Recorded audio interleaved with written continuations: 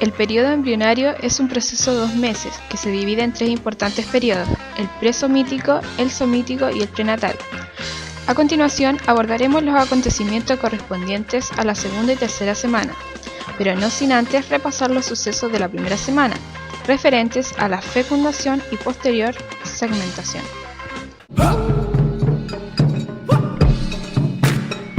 El periodo presomítico comienza con la fecundación, proceso en el que uno de los millones de espermatozoides que liberan durante la eyaculación llega al óvulo.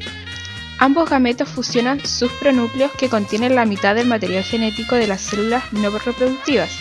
Los pronúcleos se fusionan y dan origen a un único núcleo llamado cigoto. Pasadas unas 30 horas, el cigoto realiza una serie de divisiones mitóticas hasta que el tercer día se aprecian 16 blastómeros. Allí es cuando comienza el proceso de compactación, en el que las células se diferencian en el embrioblasto y el trofoblasto. El embrioblasto formará el futuro embrión y el trofoblasto formará los anexos embrionarios que lo protegerán. Cuando esta masa de células llega al útero, los espacios intercelulares del embrioblasto empiezan a llenarse con líquido que ingresa a través de la zona pelúcida. El embrioblasto queda en una posición polar. El líquido ingresado se ubica en una cavidad única denominada blastocele y el conglomerado de células pasa a llamarse blastocito. El blastocito rompe su zona pelúcida y se adhiere a la mucosa uterina.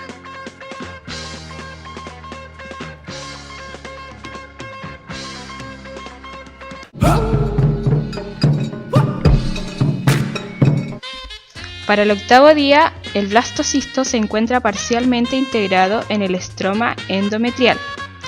El trofoblasto se diferencia en citotrofoblasto y sincitiotrofoblasto, siendo este último un conglomerado de citoplasma y núcleos de células que han perdido su membrana celular.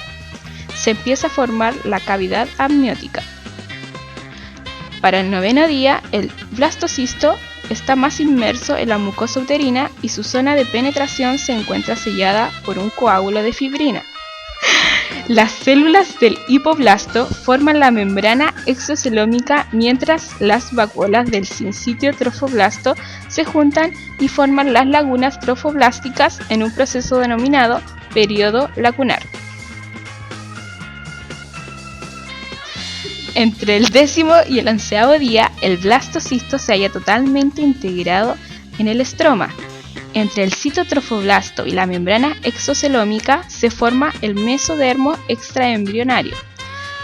Para el 12º día, el coágulo de fibrina se cubre con el epitelio del endometrio, dejando sincitiotrofoblasto más inmerso en el estroma. Los vasos sanguíneos que lo rodean se ven más engrosados y llenan las lagunas trofoblásticas, que pasan a llamarse sinusoides maternas. El blastocisto se nutre de la sangre mediante difusión, sin que ésta entre en contacto directo con las células, para evitar que la estructura sea reconocida como un cuerpo extraño por los anticuerpos. Antes de finalizar la semana, las células del citotrofoblasto proliferan localmente y penetran en el sincitiotrofoblasto, formando columnas celulares conocidas como vellosidades primarias. El hipoblasto produce células que migran por la parte interna de la membrana exocelómica, proliferan y forman el saco vitelino secundario o definitivo.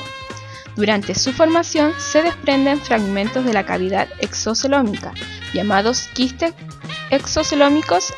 El celoma extraembrionario se expande y forma la cavidad coriónica.